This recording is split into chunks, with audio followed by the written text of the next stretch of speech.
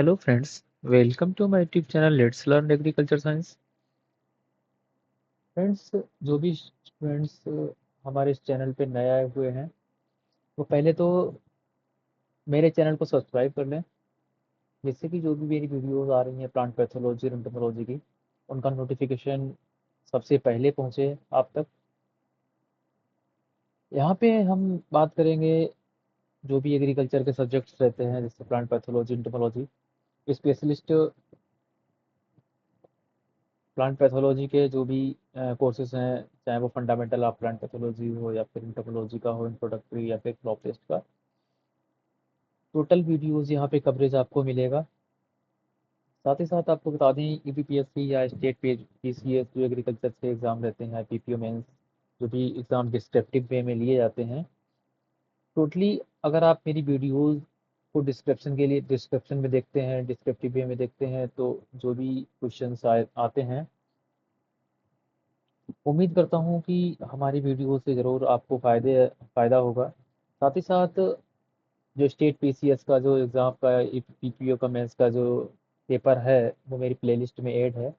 आप उस पे जा कर के अवश्य उसको देखिएगा, किस प्रकार से पीपीओ का एग्ज़ाम का मेंस का एग्ज़ाम आता है, किस प्रकार से प्लांट पैथोलॉजी एंटोमोलॉजी के बेसिक क्वेश्चन पूछे जाते हैं, जो आपको एज ए ऑब्जेक्टिव आप कवर नहीं कर सकते हो, वो आप सिर्फ डिस्क्रिप्टिव में ही जब वीडियो देखोगे तभी आप कवर कर पाओगे। आज मैं इस लेक्चर के थ्रू आपको फंगस के बारे में बताऊंगा, जो जिसे कवक बोलते हैं। इसकी एक लेक्चर जो है पहले ही पार्ट 1 में अपलोड कर चुका हूँ। यहाँ पे आज पार्ट 2 के बारे में चर्चा करेंगे।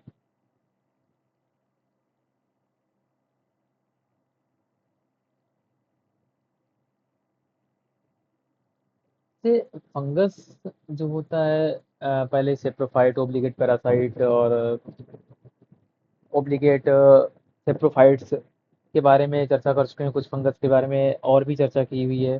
फंगस क्या होता है, कहाँ से लिया गया है, किस प्रकार से ये फंगस को कहाँ पे सर्च किया गया है। ठीक है? यहाँ पे मैं बायोट्रॉप्स और नेक्रोट्रॉप्स के बारे में आपको बताऊंगा। जो बायोट्रॉप्स क्या होता है या नेक्रोट्रॉप्स क्या है। बायोट्रॉप्स जो होता है, ये जो ऐसा ऑर्गेनिज्म है जो अपना जो लाइफ साइकिल है वो एक लिविंग टिश्यूज या लिविंग होस्ट पे ही कंप्लीट करता है, जिसको बायोट्रॉप बोलते हैं। बायो का मतलब, बायो यहाँ पे दिया हुआ है, बायो मीन्स होता है जीवन। ठीक है? एक ऐसा एजेंट जो सिर्फ अपना जो जीवन जो व्यतीत करता है वो जीवित पे ही व्यतीत करता है। जो हिंदी के स्टूडेंट्स हैं वो अगर मुझे केयरफुली सुनेंगे, ठीक है, सिर्फ सुनेंगे, तभी वो अपने शब्दों में उसको लिख सकते हैं। और जो इंग्लिश के स्टूडेंट्स हैं वो यहाँ पे हमको सुन भी सकते हैं, अदरवाइज यहाँ पे जो इंग्लिश का मटेरियल है आप उसको कॉपी कर सकते हैं। ठीक है, राइट डाउन कर सकते हैं अपनी कॉपी पे। Biotrophs are those organisms that obtain their food only from living tissues on which they complete their life cycle। ठीक है? यानी कि बायोट्रॉप्स एक ऐसे ऑर्गेनिज्म होते हैं जो अपना खाना जो होते हैं वो लेते हैं सिर्फ किससे, फ्रॉम लिविंग टिश्यूज, यानी कि जो जीवित होस्ट रहते हैं उनसे लेते हैं और अपनी क्या करते हैं, लाइफ साइकिल को कंप्लीट करते हैं। सच ऑर्गेनिज्म में not be grown on artificial media. ठीक है, मैंने पहले ही इससे बताया था। जो ओब्लिगेट पैरासाइट्स है, ठीक है, ओब्लिगेट पैरासाइट्स लाइक, यहाँ पे दिया हुआ है, they are also called as obligate parasites. Obligate parasites हैं वो लाइक एज ए बायोट्रॉप्स होते हैं। ठीक है? नेक्रोट्रॉप्स क्या होता है? Necrotrophs on other hand are those pathogenic organism that kill the whole plant और होल पार्ट या whole host part of it after infection. Necrotrophs एक ऐसे एजेंट होते हैं, ऑर्गेनिज्म होते हैं, जो क्या करते हैं, अपने जो होस्ट रहता है, जो लिविंग कंडीशन रहता है उसको किल कर देते हैं। ठीक है? किल करने के बाद अपनी लाइफ साइकिल उस पर कंप्लीट करते हैं। Such organism live over dead tissues as saprophytes. हो गया। Necrotrophs are known as a perthotrophs और पैर्थोफाइट्स। अगर पैर्थोट्रॉप्स और पैर्थोफाइट टर्मिनोलॉजी का जिक्र किया जाता है एग्जाम पेपर में, तो आप उसको जो है नेक्रोट्रॉप्स से ऐड करके लिखिएगा कि necrotrophs on other hand are those pathogenic organism that kill the whole plant और a part of it after infection. यानी कि इन्फेक्शन के बाद क्या करते हैं, वो पूरे पौधे को या पौधे के कुछ पार्ट को जो है किल कर देते हैं और अपना जीवन चक्र उस पे जो है बिताते हैं। Species of Pythium and Rhizoctonium and species of soft rot bacteria are important example of necrotrophs. A parasite may be hemibiotrophs when it attacks living tissues in the same way as biotrophs. It continues to grow and reproduce after tissue is dead. Such parasites are called facultative saprophytes. A parasite is necrotroph when it kills host tissues in advance of penetration and then lives as saprophytes. Difference क्या है? Difference between बायोट्रॉफ and नेक्रोट्रॉफ जो universities के exam रहते हैं, वो difference हमेशा ही पूछ देते हैं किसी न किसी में डिफरेंस, एक दो में difference. Difference between biotroph necrotroph, difference between obligate parasite and facultative saprophytes. ठीक है, इस तरीके से हमेशा ही एग्जाम में जो है पूछ देते हैं difference. So difference between biotrophs and necrotrophs. Biotrophs क्या होते हैं, नेक्रोट्रॉप्स, दोनों में डिफरेंस दिया हुआ है। Biotrophs are those organism who obtain their food from living tissues। यानी कि बायोट्रॉप्स एक ऐसे ऑर्गेनिज्म होते हैं जो अपना फूड जो लेते हैं कहाँ से, लिविंग ऑर्गेनिज्म से लेते हैं। नेक्रोट्रॉप्स क्या होते हैं, those organism who obtain their food from dead tissues। Affected host tissues are not killed immediately. Biotrophs क्या करते हैं, अपने जो भी होस्ट रहता है उसको मारते नहीं है, उसको किल नहीं करते हैं, उसको जीवित कंडीशन में ही वहां से न्यूट्रिशन प्राप्त करते हैं और अपनी लाइफ साइकिल को कंप्लीट करते हैं।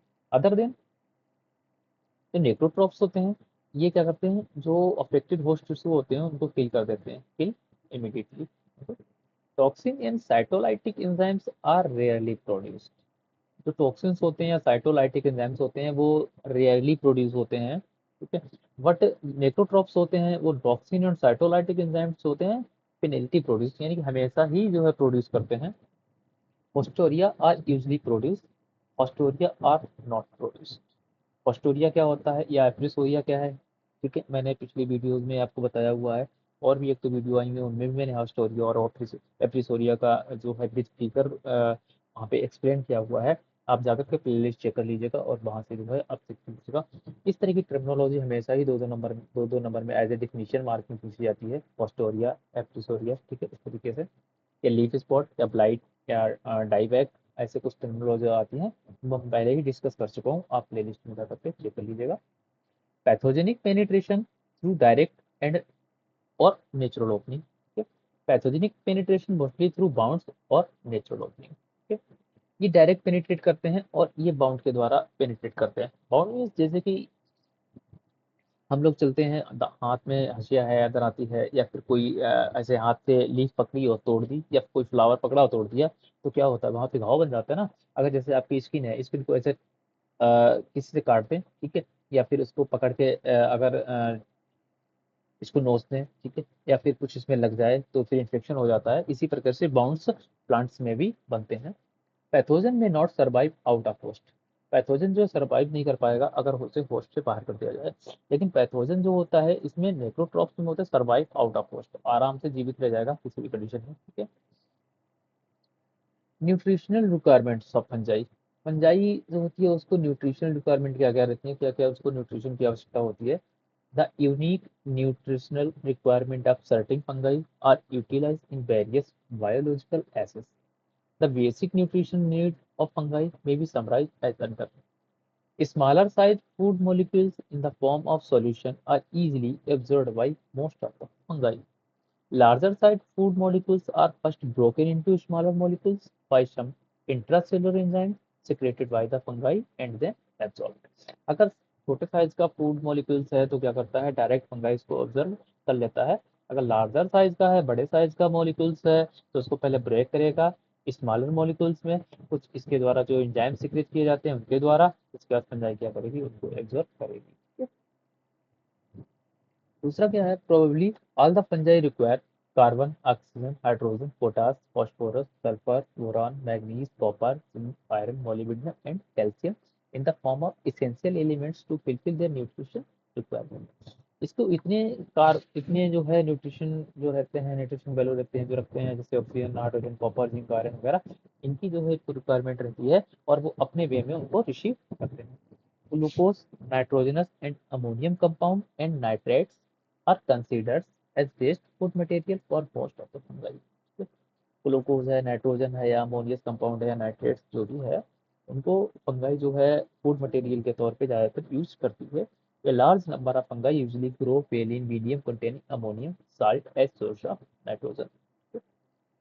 Fungi require a suitable organic compound as a source of carbon and energy. The organic carbon compounds are needed in comparatively large amount for building up body and supply of energy. Carbohydrates are the most common source of carbon. इसी तरीके से जो nitrogen compounds होते हैं वो उनको utilise करके ज़्यादातर जो है अपना प्रोटोप्लाज्म को बिल्डअप करने के लिए फंगाई लेती है। ठीक है। Fungi usually utilize different sources of nitrogen. However, they differ in their ability to use different forms that may atmospheric nitrogen nitrates, ammonium salt, or organic nitrogen compounds. Relatively, a few fungi can utilize atmospheric nitrogen.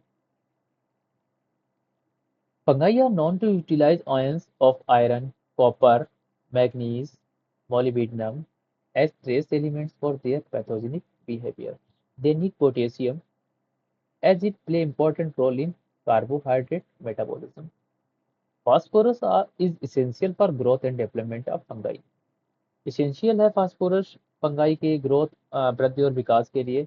अगर phosphorus से intake नहीं करेगी तो इसकी growth और development नहीं होगी। Its supply to the fungi in the form of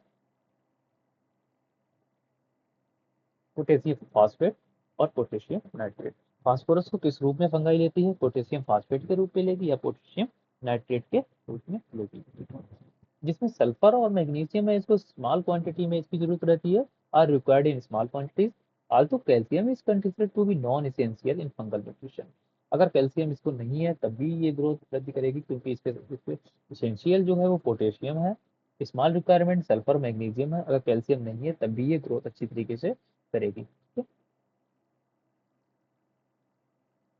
यहाँ पे विटामिन जो इसकी जरूरत पड़ती है, विटामिन की जरूरत पड़ती है, जो इसका जो फ्लूटिफिकेशन होता है बॉडी, जो बॉडी पार्ट्स डेवलप होते हैं, जो रिप्रोडक्शन में इसके जो है वो ज़्यादा ज़रूरत होती है विटामिन, जैसे beside asparagine, peptone, yeast extract, casein, hydrolysis, amino acid, glycine, leucine, isoleucine, alanine, valine, norvaline, threonine, serine, proline, ऐसे बहुत से ग्लूकोनेट एसिड है, एस्पिरिक एसिड है, ठीक है, हिस्टिडाइन है, have also been observed to support excellent and good growth of different fungi. Different fungi have different nutritional requirements. Some fungi may have special need for certain nutrients. सभी fungi के लिए अलग अलग nutrition requirements रहती है, कुछ special जो है नीड्स रखते हैं न्यूट्रिएंट्स के लिए। एब्जॉर्प्शन ऑफ फूड, फूड को एब्जॉर्ब कैसे करते हैं फंगाई? ठीक है। Mycelium has the power to absorb the food material.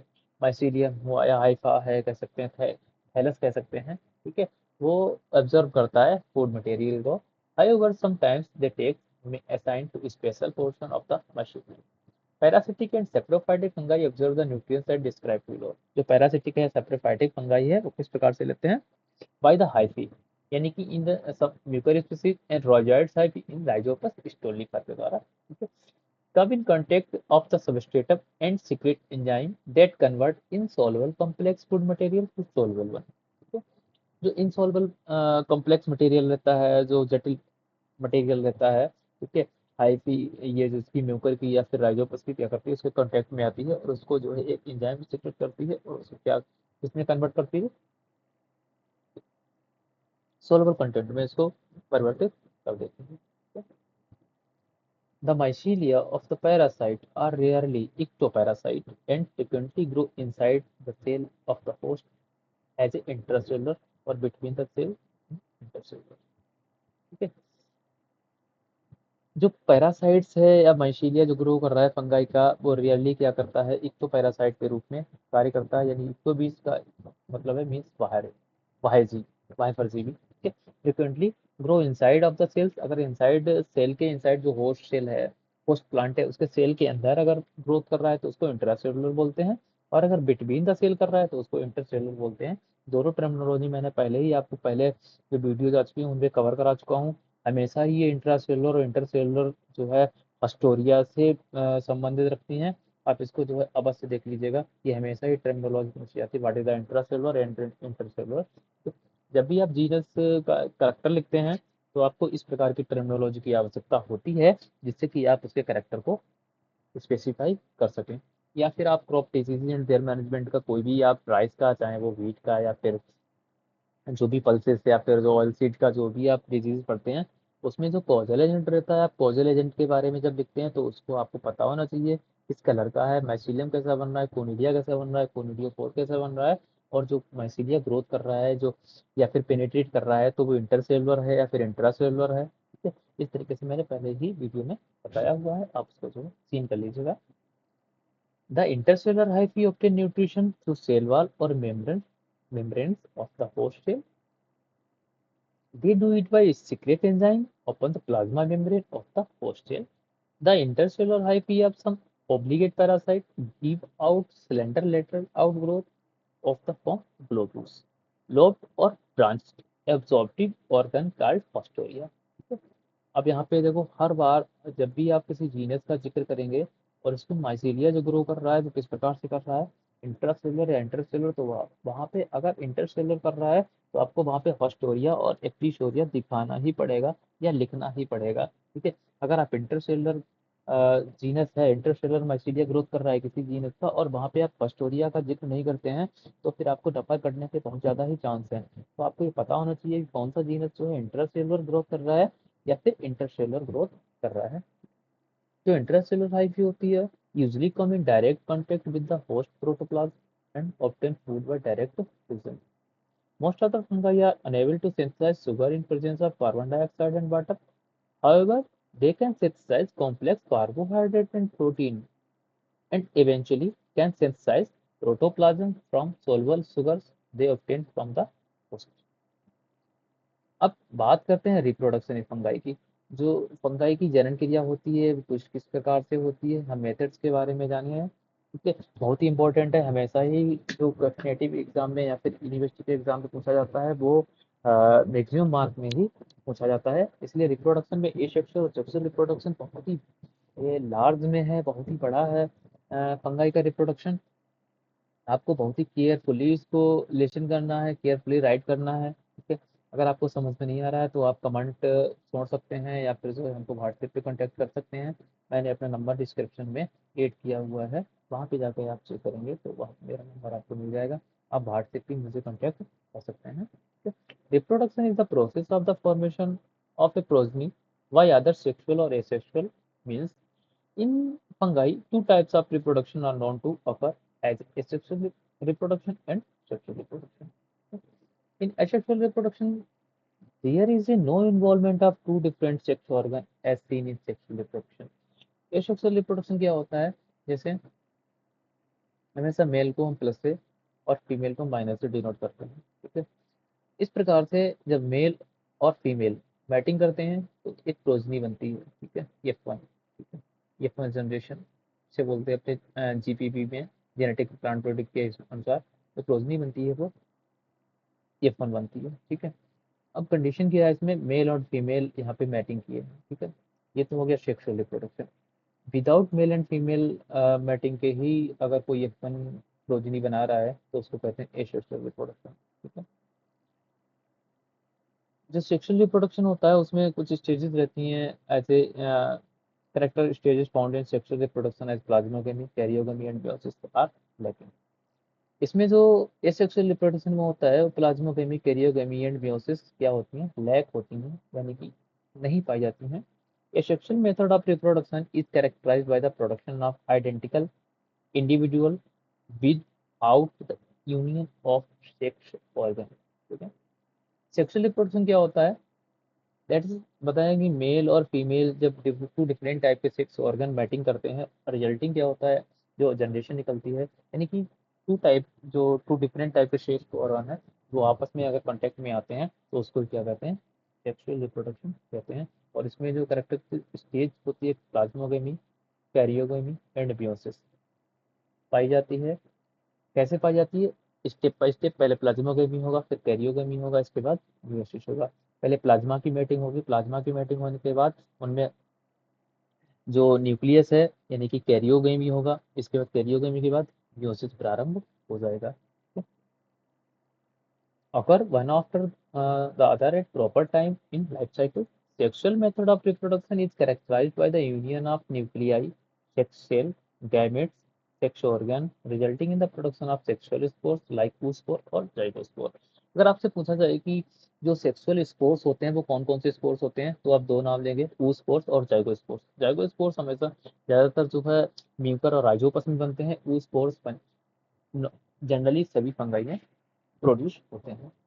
Methods of asexual reproduction, यहाँ पे हम मेथड एसेक्सुअल रिप्रोडक्शन के पहले देखेंगे। In fungi two methods of asexual reproduction namely vegetative reproduction and spore formation और known to occur this two method may be summarized as fungi. सबसे पहले तो हम वेजिटेटिव रिप्रोडक्शन के बारे में देखेंगे।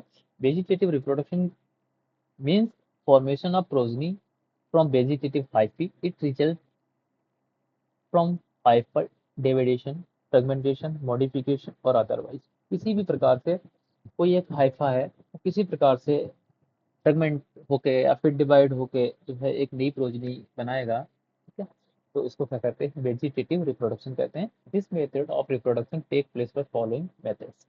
सबसे पहले है फ्रेगमेंटेशन, ठीक है। आप इसको राइट डाउन अवश्य कर लीजिएगा कॉपी पेन लेकर के। अगर नहीं समझ में आ रहा है तो फिर आप जो हमें जरूर कांटेक्ट कर सकते हैं। It consist of separation of hyphae और section of hyphae from the parent mycelium. It may also result accidentally और due to external mechanical injuries. ठीक है। क्या होता है फ्रेगमेंटेशन में, जैसे फ्रेगमेंटेशन जो होगा हमेशा जो या माइसीलियम है या थैलस है, इस प्रकार से ये जो है ग्रो कर रहा है, ठीक है। ये माइसीलियम है, इसका ग्रो कर रहा है। मैंने क्या किया, यहाँ से इसको एक पार्ट यहाँ से ले लिया, जिसको मैं सीन कर रहा हूँ, जैसे कि यहाँ पे, ठीक है, ये सीन कर रहा हूँ मैं। अब है क्या कि ये जो माइसीलियम ग्रो कर रहा है, ये फेवरेबल कंडीशन में नहीं है किसके, सेक्सुअल रिप्रोडक्शन के, ठीक है। तब ये क्या करेगा, अपनी प्रोजनी आगे बढ़ाने के लिए एसेक्सुअल रिप्रोडक्शन अपनाएगा। एसेक्सुअल रिप्रोडक्शन में ये फ्रेगमेंटेशन अगर मेथड अपनाता है तो क्या होगा कि इस तरीके से ये जो हाइफा है, हाइफा क्या होगा कि ये ऐसे ब्रेक हो जाएगा यहाँ से, ठीक है, इस तरीके से ब्रेक हो जाएगा। ब्रेक होने पे क्या है, ये जो अलग अलग पीसेस बन रहे हैं, ठीक है, जैसे ये पीस यहाँ पे बन गया, ठीक है, एक ये पीस बन गया, क्या करेगा, ये फेवरेबल कंडीशन में जाकर के अपने आप को ग्रो करेगा और इस तरीके से माइसीलियम फिर से ग्रो हो जाएगा, ठीक है। ये हाइफी की बात कर रहे हैं, छोटी सी हाइफी जो थी, ये इस प्रकार से माइसीलियम ग्रो हो जाएगा, ठीक है। अब इसी प्रकार से ये जो फ्रेगमेंटेशन हो रहा है माइसीलियम का, ठीक है, या हाइफी का, वो एक 1 या 2 नंबर में नहीं हो रहा है, नंबर ऑफ लैक्स में जाएगा वो, ठीक है, नंबर ऑफ लैक्स में जाएगा, लाखों करोड़ों की संख्या में फ्रेगमेंटेशन में होगा। इसके बाद ऐसे माइसीलियम का ग्रो होगा, इसको क्या बोलते हैं, फ्रेगमेंटेशन, ठीक है। समझ में आया, आगे बढ़ते हैं। क्लाइमेडोस्पोर फॉर्मेशन क्या होता है। क्लाइमेडोस्पोर्स एक ऐसा स्पोर्स है जो जिसको रेस्टिंग स्पोर्स भी बोलते हैं, ठीक है। ये वन सेल्ड रहता है, ठीक है, वन सेल्ड रहता है। होता क्या है, ये जो स्पोर्स जब बनता है तो ये रेस्टिंग पीरियड में चला जाता है, ठीक है, जब होस्ट की अनअवेलेबिलिटी रहती है, ठीक है, तो फिर ये स्पोर्स जो होता है वो रेस्टिंग स्पोर्स में चला जाता है, ठीक है। जब इसको फेवरेबल कंडीशन मिलती है तब जाके ये जर्मिनेट होता है और ग्रो करता है। क्लाइमेडोस्पोर्स फॉर्मेशन और one celled fragment function as a resting और रिप्रोडक्टिव बॉडीज, ठीक है। ये क्या है, रेस्टिंग बॉडीज यानी कि डोरमेंसी स्टेज में चला जाता है। They are form either singly और in chain form the vegetative hyphae. जैसे हाइफी है, ठीक है, हाइफी बनी है, अब ये स्पोर्स में परिवर्तित हो जाएगी, ठीक है, और इसकी जब फेवरेबल कंडीशन नहीं मिलेगी तब ये रेस्टिंग पीरियड में चला जाएगा स्पोर बना के, ठीक है। होता क्या है कि ये सिंगल भी हो सकता है और इस तरीके से चेन में भी जुड़ा हुआ हो सकता है, ठीक है, इस तरीके से चेन में भी जुड़ा हुआ हो सकता है। ये नंबर ऑफ 1 2 3 और 4 नहीं होंगे, नंबर ऑफ फ्लैग्स में होंगे, ठीक है। They are formed either singly और in chain from the vegetative hyphae, chlamydospores may be intercellary और terminal in position, ठीक है, इस तरीके से ये जुड़े हुए हो सकते हैं। Each chlamydospore germinate to form a new mycelium, ठीक है, यहाँ पे न्यू ये जर्मिनेट करेगा और नया माइसीलियम बनाएगा।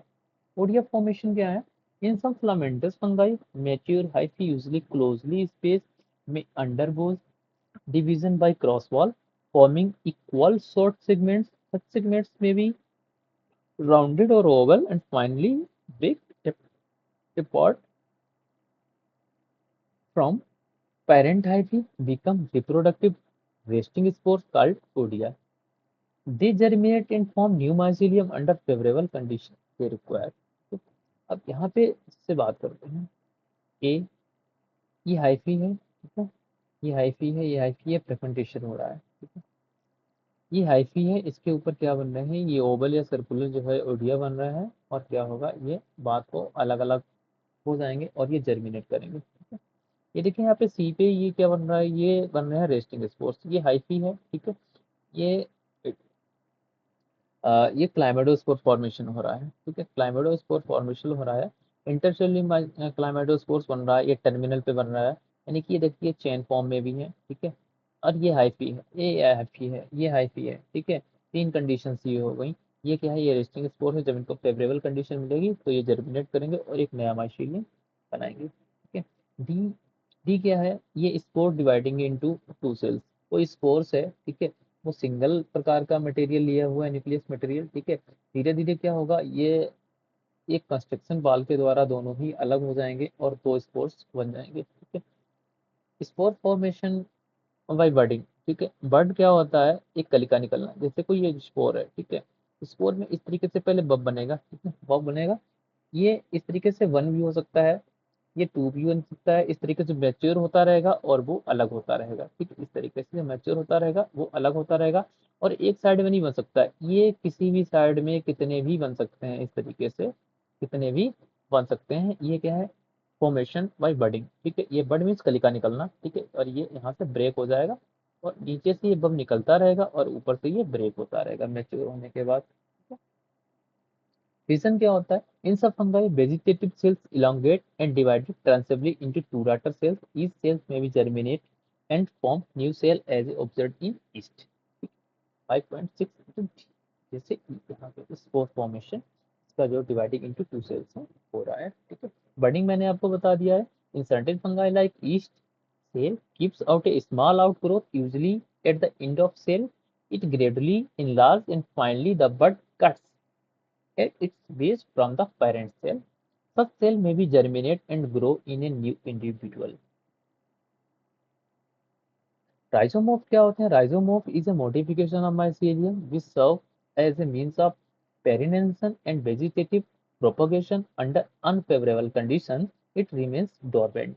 However, with the one set of favorable conditions, at the tip of rhizomorph resume growth, resulting in the formation of new mycelium and spores even after lapse of many years.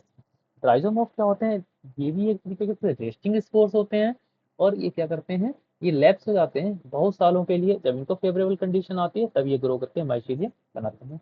As a स्कोलेरेशिया जो रहता है are the modification of mycelium that serve as a means of vegetative propagation. Its look like more और less rounded, question shape, cylindrical, irregular in shape and black to brown in color. They are hard in texture. The hyphae from a compact pseudo parenchymatous tissues consisting a central hyphae laden with the food material and outer hyphae form a hard and pigmented external layer called as a ring. It protects the structure from adverse temperature and other unfavorable conditions. ठीक है। स्कोलेशिया क्या होता है, अभी किसी भी प्रकार के रेस्टिंग स्पोर्ट्स में कोई कलर की बात नहीं की गई है, बट जो स्कोलेशिया होगा वो हार्ड होगा, इरेगुलर शेप में होगा या सिलेंड्रिकल होगा, ब्लैक टू ब्राउन कलर में होगा, ठीक है, और हार्ड होगा उसका टेक्सचर, ठीक है। टेक्सचर कैसा होगा, हार्ड होगा। इसका जो आउटर लेयर होगा वो आउटर आईपी एज ए हार्ड होगा, पिगमेंटेड होगा, एक्सटर्नल लेयर जो इसकी कहलाएगी वो रिंग कहलाएगी, ठीक है।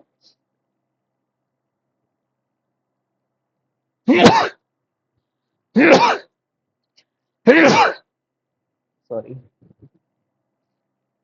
देखो यहाँ पे ये हाइफल स्ट्रक्चर शो कर रहा है और ये स्क्लेरोशिया यहाँ पे शो कर रहा है, ये हाइफी की ग्रोथ आप देख सकते हैं इनमें ही कि ये ब्राउन टू ब्लैक कलर की स्क्लेरोशिया बन जा रही है। स्ट्रोमा क्या है, stroma is a compact structure composed of mycelium. It serves a unit of vegetative high propagation in fungi under favourable condition. ठीक है। एसेक्सुअल स्पोर्स क्या क्या है? Typically asexual reproduction take place by formation of special reproductive calls as spores. इसमें exospores है, endospores है। ठीक है। इस तरीके से स्पोर्स बनते हैं और उनके बारे में हम चर्चा करेंगे नेक्स्ट वीडियो में।